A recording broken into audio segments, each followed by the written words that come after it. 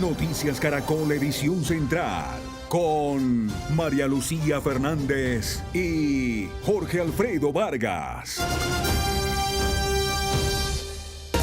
Lo último en Noticias Caracol. Buenas noches, bienvenidos a la edición central de Noticias Caracol. Mucha atención, esta noche Ecopetrol lanzó una dura advertencia.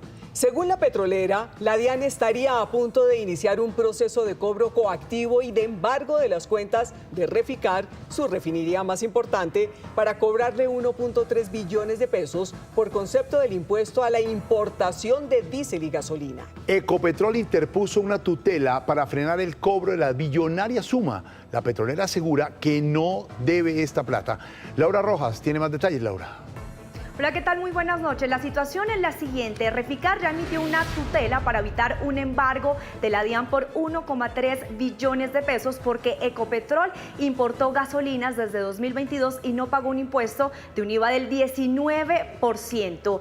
Por su parte, los compañeros de Valor Analytech dicen que ya se fue emitida esa orden de embargo. Sin embargo, Noticias Caracol consultó a la DIAN y dicen que esa orden hasta el momento no está efectiva. De momento, lo que dicen algunos analistas es que no se entiende cómo una entidad tan importante como la DIAN emite este tipo de medidas para Ecopetrol, que en este momento funciona como ese flujo de caja para el gobierno. Y también Ecopetrol dice que está en juego cerca de 2.300 empleos. La disputa entre Ecopetrol y la DIAN por el pago de impuestos por importar combustibles comenzó en mayo de este año. Desde ese mes, la DIAN le exigió a la estatal petrolera que por importación de gasolina y diésel debe pagar un IVA del 19% y no del 5%. La exigencia de la DIAN va más allá. Debe pagar 19% de retroactivo, es decir, que debe pagar un impuesto de IVA desde el año 2022 hasta hoy.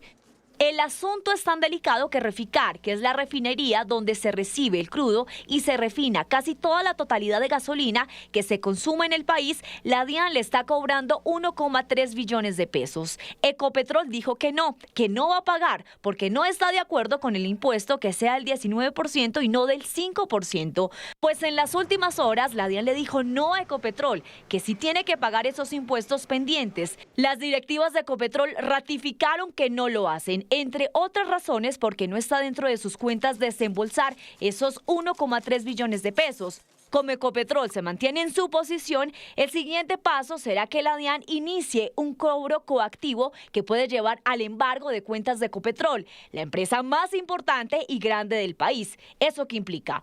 Según fuentes de Ecopetrol, la refinería de Cartagena no tendría cómo pagar ni nómina, ni comprar insumos, ni la operación para refinar combustibles. Esas mismas fuentes de Ecopetrol le dijeron a Noticias Caracol que si hay embargo, Reficar solo tendría un margen entre 7 y 18 días para producir gasolina, diésel y gasolina jet, es decir, para aviones. El otro efecto, casi inmediato, es que comenzaría un desabastecimiento de combustibles en la costa atlántica, principal consumidor de gasolina y diésel que sale de Reficar. En materia económica, el panorama, dicen en Ecopetrol, sería catastrófico porque el principal perjudicado sería el Estado, que recibe de la estatal petrolera billones de pesos al año que entran al presupuesto nacional. Eso sí, nos dicen las directivas de Ecopetrol, sin contar con la caída de las acciones de la compañía en la bolsa de Nueva York. Un efecto dominó que causaría, nos dicen esas fuentes, un daño irreversible, irremediable e inminente. Ahora el balón está de la cancha de la DIAN si desiste de su cobro de esos impuestos a Ecopetrol. En otros hechos, 9 militares adscritos a la 4ª Brigada del Ejército fueron capturados en las últimas horas. Los señalan de haber detenido a un civil al que habrían llevado a una base militar cerca de Frontino, Antioquia. Allí, según información de la Fiscalía, lo torturaron y lo asesinaron. Estefanía Valencia nos amplía. Estefanía. Jorge Alfredo, capturó el CTI de la Fiscalía y la Justicia Penal Militar a un oficial, un teniente que era el comandante del pelotón implicado, a 2 suboficiales y a 6 soldados profesionales quienes se encontraban en Medellín, a donde fueron trasladados después de que se conocieran estos hechos que, recordemos, fueron denunciados públicamente por el presidente de la República, Gustavo Petro, a través de su cuenta de X. Todo ocurrió el pasado 7 de octubre, esto fue en la base militar Antioquia antorcha en una zona muy boscosa del municipio de Frontino, en Antioquia. Lo que cursa de la investigación hasta el momento da cuenta que los uniformados vieron a un ciudadano que caminaba alrededor de la base militar, lo que les generó sospecha. Lo que hicieron fue retenerlo, lo ingresaron a la unidad militar y presuntamente comenzaron a golpearlo y a interrogarlo al mismo tiempo. Y fue tal el exceso del uso de la fuerza que terminaron causándole la muerte. Lo que ocurrió después, según este informe preliminar, es que habrían sacado el cuerpo de la víctima y lo habían trasladado metros más adelante hacia una quebrada, la quebrada Ánimas. Un soldado del mismo batallón fue quien informó los hechos ante el Ejército Nacional, quien después le reportó a la Fiscalía y a la Justicia Penal Militar estos hechos para iniciar la recolección de pruebas y la búsqueda del cadáver, que fue encontrado después, el 29 de octubre, con signos de tortura, y fue identificado como Sneider Flores Manco. Ya se adelantan las audiencias en este momento y los 9 uniformados deberán enfrentar los delitos de homicidio agravado, tortura agravada y desaparición forzada agravada. Stephanie, gracias. A Juan Carlos Suárez, la Fiscalía le imputó el delito de homicidio agravado por la muerte de Juan Esteban Moreno. El joven señalado de matar a golpes al estudiante de la Universidad de los Andes no aceptó cargos. ¿Se declara culpable o inocente respecto de los mismos? No aceptó cargos. Inmóvil, sin expresión alguna en su rostro, la mirada perdida y los ojos hinchados, Juan Carlos Suárez se declaró inocente ante el juez tras ser imputado por el delito de homicidio agravado. La audiencia, que tuvo varias pausas, comenzó con la solicitud de la Fiscalía de decretar la reserva de la diligencia, es decir, sin presencia de los medios de comunicación, petición que fue negada. Luego, la fiscal relató cómo habría ocurrido el asesinato de Jaime Esteban Moreno en la madrugada del 31 de octubre en la localidad de Barrios Unidos. Alcanzaron a la víctima, a Jaime Esteban Moreno Jaramillo, le propinaron puños hasta tumbarlo y ya estando en el suelo le dieron múltiples patadas en la cara y el cuerpo. Según la Fiscalía, Suárez se mostró indiferente después del ataque. Usted, en compañía de otra persona que huyó del lugar, se retiraron en dirección al local Oxxo en la calle 64, mientras la víctima botaba sangre por la nariz y por la boca. Pero la imputación de cargos no fue clara desde el inicio. En varias ocasiones el abogado defensor, Procuraduría e incluso el juez pidieron que la Fiscalía repitiera su exposición, lo que llevó al togado a llamarle la atención. Una de las funciones de los jueces de control de garantías es evitar las imputaciones infladas, es decir, la mala praxis que tiene la Fiscalía General de la Nación de, a partir de una conducta punible. El juez cuestionó que la Fiscalía intentara endilgarle agravantes al delito como motivo de abyecto y fútil, es decir, cuando el homicidio se da bajo una circunstancia de desprecio a la vida, al final sin lograr sustentarlo. Elementos, está probado el móvil fútil en este caso. Fue desproporcionado, insignificante y desconocido. ¿Cuál fue el móvil en este caso, señora fiscal? El silencio de la fiscal incomodó en la sala. El representante de víctimas lo rompió. Su señoría, ¿me permite la palabra? Tiene el uso de la palabra la señora fiscal. Una vez se le otorgó la palabra, expresó su preocupación por la falta de claridad. Mi intervención es respetuosa frente a la señora fiscal, donde no solamente se le debe garantizar esa comunicación clara, precisa, sin que se existan conceptos gaseosos para el imputado. Tras un receso de algunos minutos, la fiscal regresó visiblemente nerviosa y modificó la imputación. Esta delegada procederá a realizar una modificación de la imputación, esto es, colocando a la víctima en situación de indefensión. Así las cosas, Juan Carlos Suárez fue imputado por el delito de homicidio agravado. La Fiscalía anunció que en las próximas horas solicitará una medida de aseguramiento en su contra. Noticias Caracol habló con una de las compañeras de Juan Esteban Moreno, que estuvo en el bar donde habría iniciado la pelea que terminó con la muerte del estudiante. Aseguró que esa noche hubo mucha gente desconocida en la fiesta de los Andes y que el ambiente se tornó muy violento. Así estaba Before Club la madrugada del 31 de octubre. El bar fue elegido tan solo unos días antes por los organizadores de la fiesta, que tradicionalmente era solo para universitarios de los Andes. Cuando ibas ingresando, primero ni siquiera estaban requisando, no estaban revisando los bolsos, no estaban ni siquiera confirmando los documentos de identidad. El ambiente, según la estudiante, era pesado. Hubo conflictos y un sinsabor en los jóvenes que habían asistido al mismo evento años anteriores. Y en ese momento toda la gente empezó a gritarse, como que obviamente por la aglomeración habían personas que se empujaban, que se pisaban y empezaban a decirse palabras súper fuertes. Incluso vi personas que se empujaban así ya directamente porque eran como, hey huevón, ¿por qué me estás tocando? La joven manifiesta no solo haber compartido con Jaime Esteban, el joven asesinado. También se topó con uno de los agresores, Juan Carlos Suárez, tiempo atrás. En algún punto sí nos contó que él tenía problemas de ira y que justamente por eso practicaba como deportes de alto impacto, porque recuerdo que él decía que practicaba calistenia, que hacía barras, que incluso a veces había practicado como boxeo, y que por eso prefería no tomar tanto, porque a veces como que tenía problemas con la ira. Pero no todos asistieron al esperado evento. Ese es el caso de uno de los amigos de Jaime Esteban. Porque debido al cambio del sector donde se realizó la fiesta, no me generaba confianza, no me parecía como un lugar apto para, digamos, para reunir tanta gente. Dentro de todos se suponía que eran personas de la universidad, sí. En general las personas de la universidad, pues todas somos correctas, todas tenemos valores, y pues uno no esperaría que saliendo de una fiesta por X motivo, pues salgan a coger a golpes. En medio de la consternación y el dolor, esperan que algo así no vuelva a suceder.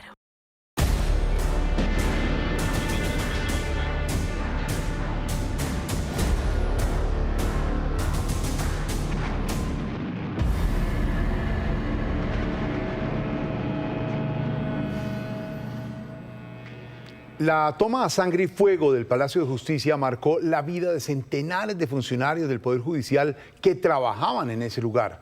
Las balas de quienes interrumpieron y atacaron el palacio les dejaron cicatrices que hoy, 40 años después, parecen no sanar. Sí, señor, pues Orlando Arrechea Ocoró era en noviembre de ese año, de 1985, un empleado de la Corte que vivió el secuestro a manos del M-19 y que también vio morir asesinados a varios de sus compañeros de trabajo.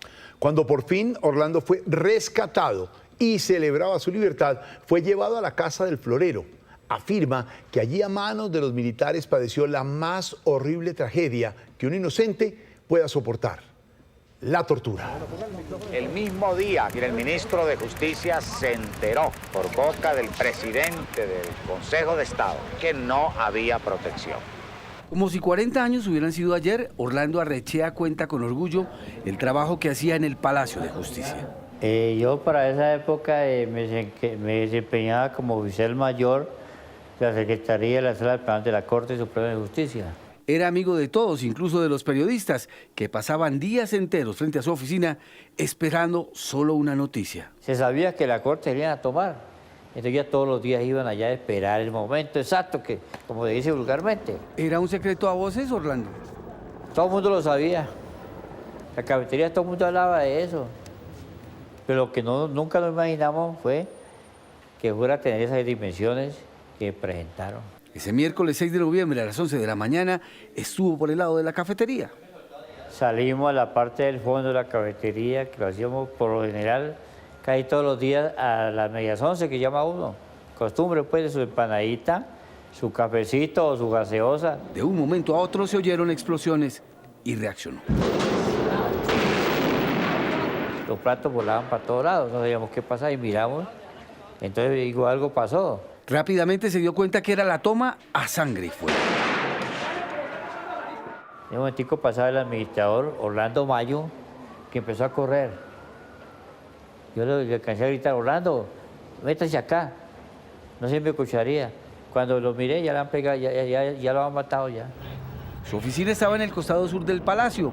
De un momento a otro entró el ejército, pero a rescatar a la esposa del entonces ministro de Gobierno y al hermano del jefe de Estado. Colocaron una escalera hacia la parte de arriba, sacaron a la esposa de Jaime Castro y sacaron al hermano del presidente Belisario, ¿cierto? Nos dijeron: ya venimos por ustedes. Todavía lo estamos esperando que nos van a rescatar. A las 4 de la tarde finalmente lo sacaron del palacio. Pues una alegría cuando salimos a la puerta del palacio. Lo sacaron pegado a la pared, caminando con las manos así. Salimos todos en fila india, como se dice vulgarmente. Salimos, lo llevamos, pasamos la séptima, la casa de Florero, llegamos allá. Y a mí me quitaban los documentos, yo quedé indocumentado. Cada rescatado era interrogado. Los militares pensaban que los guerrilleros iban a intentar salir del palacio haciéndose pasar por empleados del mismo. Entró la noche y empezó el calvario para Arrechea. Al repeler el asalto, el gobierno hace saber a sus autores que deben entregarse. Pues ya como a las 6, 7 de la noche me dicen para el segundo piso, los más jóvenes, una muchacha de la sala civil y otras salas nos echaban para el segundo piso. ¿Y cuántos han sido liberados? Esa información no la tengo porque el personal que iba siendo evacuado, que iba saliendo, los rehenes que íbamos sacando, los íbamos entregando al 2 de la brigada, quien está ejerciendo un control. Y es que el 2 de cualquier guarnición no es otra cosa que la inteligencia militar. Allá empezó eso como un poquito feo porque empezaron las acusaciones, pero ya más fuertes. Trompadita va, trompada viene, patada va, patada viene, y así. Arrendamiento que llaman ellos. ¿Y qué le decían a usted, que confesara o...? No, que yo era guerrillero, y de frente me dijeron que era guerrillero, pero que era del Cauca. Y que me han visto la toma de Corinto, imagínense ustedes. Temió lo peor cuando supo que lo iban a llevar a la escuela de caballería en el norte de Bogotá. Entonces tuvo la idea de escribir su nombre en papelitos. Acá da un empujón, inmediatamente el papelito lo tienen los periodistas. Entonces cuando eso, ya los periodistas que me conocían, que eran mis amigos, divulgaron en directo. Ya Juan Gozaín ya dio la noticia que ha salido, ya no es tal. Entonces ya me subieron a un carro y para Usaquén. Hace unos años el periodista Alejandro Tibaduiza de Noticias Caracol encontró esta imagen en la que aparece Orlando en una camioneta al lado de un hombre que no conocía. Yo hoy sentado en una camioneta, creo que una camionetica, con la mano aquí así. Al lado mío va un señor, yo nunca lo había visto, es de bigotico. Me dice Orlando, ¿usted conoce a señor? No lo conozco, no sé quién es. Hasta hoy veo esa imagen. Esa imagen para mí es nueva, ¿cierto? Y me dice, este señor, va con usted en ese carro, Almonacid. Yo ¿quién sería el Almonacid? Llegamos al Cantón Norte y luego aparece muerto en el Palacio de Justicia con un tiro aquí de gracia. Después de esta nos saqué. Lo mismo que hay conmigo. Digo que yo me salvó. El documental Huellas de Desaparición, realizado por Arquitectura Forense y la Comisión de la Verdad, coincide con el relato que nos hizo Orlando sobre la escuela de caballería. Cuando llegamos a Usaquén, me recuerdo muy bien que volteamos a la izquierda, del Teatro Patria hacia abajo, ahí quedaba un asunto del batallón. Arrechea dice que una persona lo reconoció entrando a la guarnición militar y que ésta le avisó a su familia. Lo que él no olvida fue lo que le hicieron padecer en las siguientes horas. Me echaron para caballerizas. Llegamos allá, el escapulario, delincuente, las mismas torturas. Creo que fue más fuerte. O sea, que es una tortura más fuerte, horrible. No quiero ni recordar eso ya. ¿Lo golpeaban? Imagínese usted. Los golpes era lo mínimo que decían a uno. Era lo mínimo allá. El documental aporta este valioso documento sobre la relación de 6 personas que fueron trasladadas de la Escuela de Caballería a la sede de la Dijín. El segundo en esa lista es Orlando Arrechea Ocoró. Por todo lo vivido, Arrechea demandó a la nación, pero sigue esperando. Porque se inventaron la prescripción que nos tocaba denunciar a los 2 años siguientes. Ya tomó el Palacio, viendo que es un delito de lesa humanidad. Y ahí estamos parados, 40 años esperando.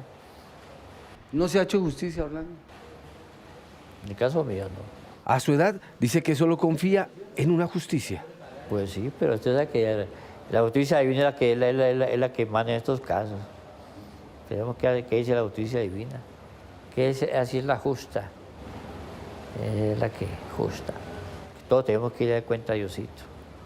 Él es Orlando Arrechea, un caucano que con mayúsculas puede decir que sobrevivió 2 veces al holocausto del Palacio de Justicia. Mantener la democracia, maestro. El expresidente Uribe propuso un proyecto de ley para amnistiar a los militares condenados o investigados por la recuperación del Palacio de Justicia. Juan David Ríos, el exmandatario, fue el ponente de un proyecto similar que buscaba amnistiar al M-19.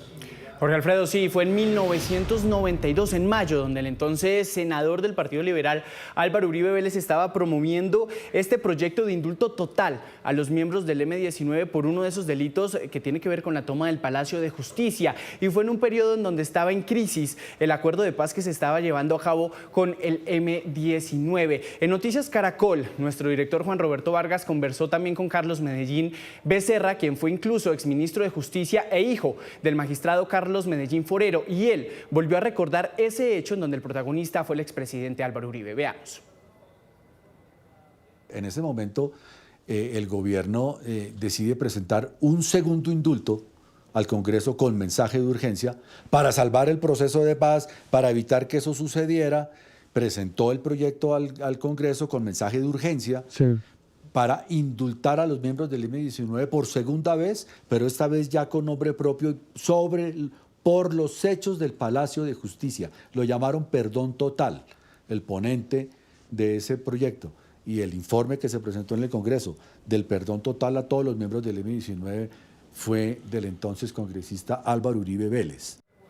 Hoy, 2 días después de la publicación de esta entrevista en Noticias Caracol, y por supuesto el expresidente Álvaro Uribe no mencionó a Carlos Medellín, menciona el día de hoy que va a pedir a la bancada del Congreso del Centro Democrático buscar una coalición, una ley, un acto legislativo que a los militares que participaron en este rescate del Palacio de Justicia, en la retoma, que estén condenados o que todavía en investigación, se les conceda todos los beneficios equivalentes a una sentencia absolutoria, es decir, un perdón total también para los militares. El exmandatario menciona además que debe buscarse un texto que no afecte el honor militar y que deplora que sea tarde, pero es de justicia. Ya estamos a la espera, por supuesto, de la bancada del Centro Democrático en la forma en cómo van a liderar este proyecto que propone el expresidente Álvaro Uribe, también de una amnistía para los militares en la retoma del Palacio de Justicia.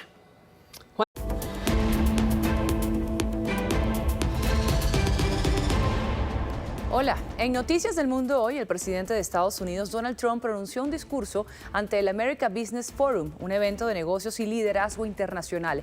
Allí defendió su política exterior y habló de Venezuela. Judy Mora nos envió el reporte. Aquí en el Casella Center, el estadio del Miami Heat, en el centro de Miami, el mandatario inició celebrando que justo hoy, hace un año, ganó en las urnas la reelección para su segundo mandato. Ante más de 10.000 personas, el mandatario centró su intervención en su agenda económica y los logros de su administración. Resaltó también su política exterior, defendió los bombardeos en el Caribe y aseguró que otros países también podrían sentir la fuerza de Estados Unidos en esa lucha contra el narcotráfico. Esto fue lo que dijo. Estamos atacando a los terroristas, estamos poniendo presión al régimen de Maduro en Venezuela, y no solo a Maduro, a otros.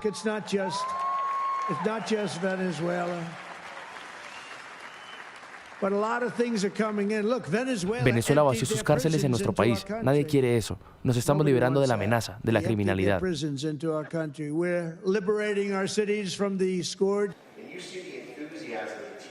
Más temprano, la líder opositora venezolana y premio Nobel de Paz, María Corina Machado, habló desde Venezuela, hizo hincapié en que el régimen de Maduro se financia con dinero procedente del narcoterrorismo, que Nicolás Maduro inició esta guerra y que el presidente Trump es quien terminará con ella. Machado respaldó así la estrategia del mandatario estadounidense y señaló que Maduro no es un jefe de Estado legítimo, sino el jefe de una estructura narcoterrorista. Judy, y en Washington los secretarios de Estado y de Guerra rindieron cuentas a un grupo de 12 legisladores en medio de duras críticas por los hundimientos de lanchas al servicio del narcotráfico. Juan Camilo Merlán, usted tiene los detalles. Andreina, esta fue una sesión informativa tanto para legisladores de la Cámara de Representantes como del Senado de los Estados Unidos, y allí los secretarios de Estado y de Guerra expusieron lo que a su juicio es la opinión legal, la justificación del gobierno Trump para realizar los 16 bombardeos y la muerte de 66 al menos 66 individuos hasta ahora en el Mar Caribe y en el Pacífico. Pero los demócratas no quedaron contentos, dicen que requieren más información y que buscan que haya una audiencia mucho más amplia para todos los miembros del Senado. También dijeron que antes de bombardear estas lanchas tienen que verificar la administración que realmente quienes están a bordo son narcoterroristas, mientras que los republicanos elogiaron al presidente Trump.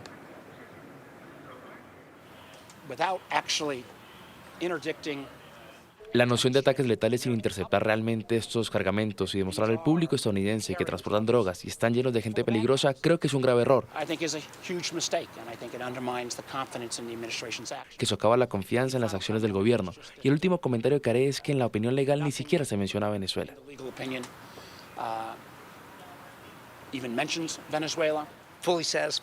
Estoy completamente satisfecho con lo que están haciendo. Tienen buenas justificaciones legales para hacerlo. Realmente el presidente debería ser felicitado por salvar vidas de jóvenes estadounidenses. Los legisladores también indicaron que no hay señales por parte de la administración de que vayan a parar, por lo menos próximamente, los bombardeos en contra de lanchas en el Caribe y en el Pacífico. Malú.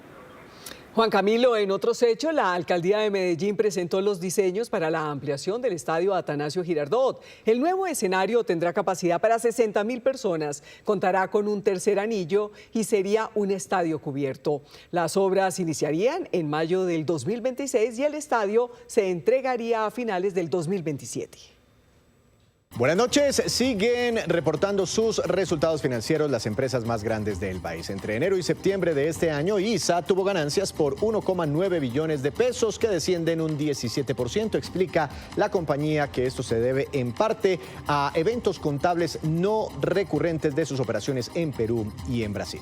En más información, el índice de precios del productor, un indicador que mide el DANE relacionado con los costos de producción en Colombia, durante octubre tuvo una variación anual de 1,80%, dato superior al registrado un año atrás, que fue de 1,02%. En indicadores cayó el dólar, tasa representativa del mercado para mañana, 3.839 pesos con 47 centavos. También bajó el petróleo de referencia Brent, se ubica por debajo de los $64 por barril, y subió el café superando otra vez los 3 millones de pesos. Precio de referencia para mañana, 3.022.000 pesos por carga en promedio en las principales cooperativas del país. Continúe con Noticias Caracol.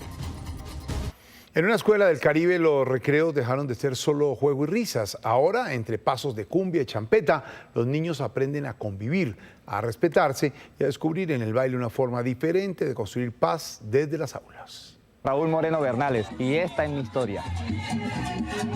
En Tamalameque, una región que respira vallenato, el profesor Carlos Moreno enseña a bailar carranga a sus estudiantes en las horas de recreo. Este corregimiento es tierra de cumbia y tambora, pero Colombia es un país multicultural. Con el baile de carranga, este docente cesarense cambió la rutina del descanso a 34 estudiantes de la escuela de Antequera. El propósito de esta actividad es sacarlos de la rutina y que estén aprendiendo algo nuevo, de que trabajen en equipo. Me siento muy contenta que el profe Carlos nos esté enseñando este ritmo tan hermoso que no se escucha en este municipio. La actividad toma mayor valor porque reduce fenómenos como el bullying. Los niños han encontrado otra forma de mirar las cosas. Por promover los bailes autóctonos en su escuela, el profesor Carlos Raúl Moreno es un colombiano que hace historia.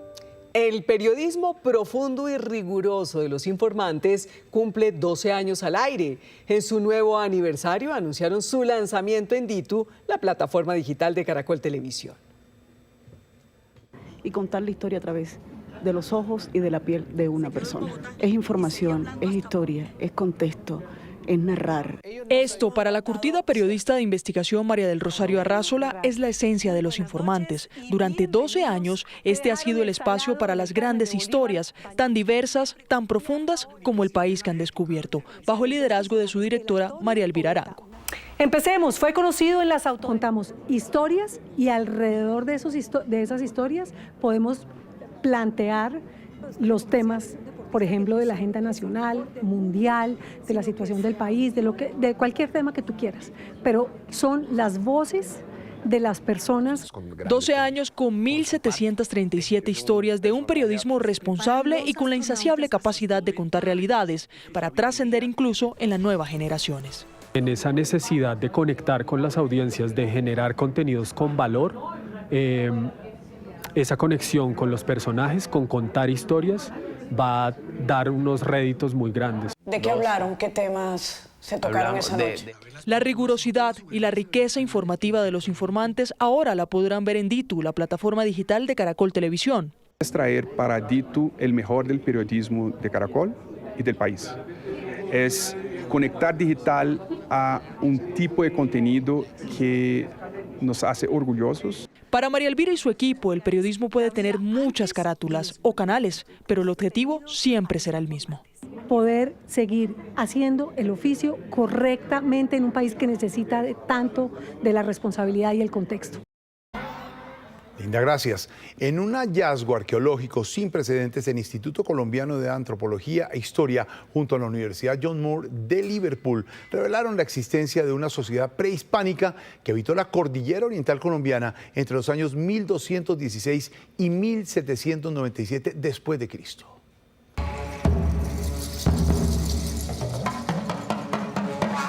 Los cráneos de dos hombres adultos, una mujer mayor y un niño, son la prueba científica de una sociedad indígena de la que no se tenía registros y que se cree habitó la cordillera oriental hace cientos de años. Con ayuda de la tecnología, fue posible la elaboración exacta de estos cráneos momificados, moldes 3D que permiten su manipulación y que develan más detalles sobre estos restos óseos con estas particulares máscaras mortuarias. Todo un enigma arqueológico que abre múltiples interrogantes sobre los primeros habitantes de nuestro país. Tuvimos mucha suerte de que el material genético que se pudo recuperar de los huesos es muy bueno.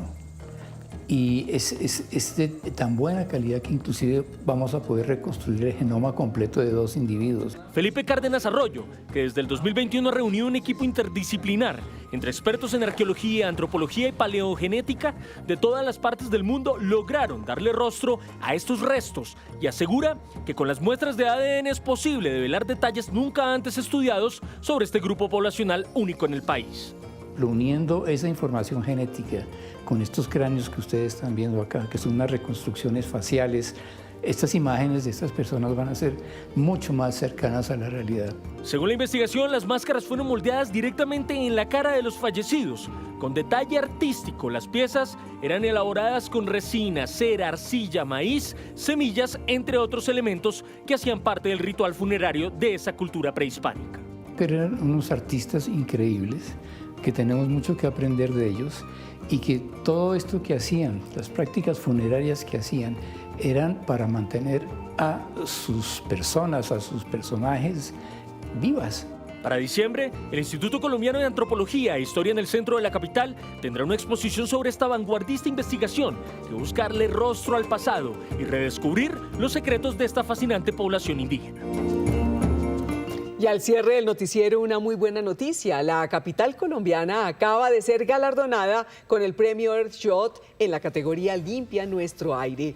Bogotá se convierte en la primera ciudad de América Latina en recibir este reconocimiento por su compromiso en la transformación urbana, la movilidad limpia y la justicia ambiental.